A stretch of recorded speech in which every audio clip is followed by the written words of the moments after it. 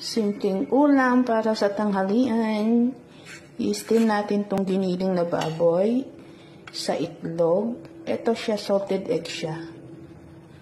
Pero ano siya, runny. Yung yolk lang yung buo. Ayan.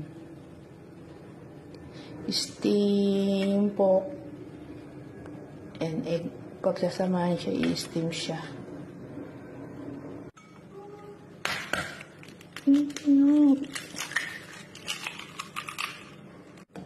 Ito yung salted egg.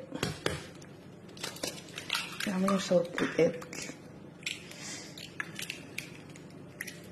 Ayan ang salted egg.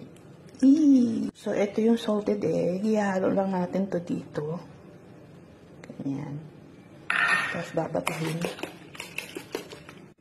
Tapos yung egg yolk ng salted egg. Lagay natin ganyan sa ibabaw. Yan. Tapos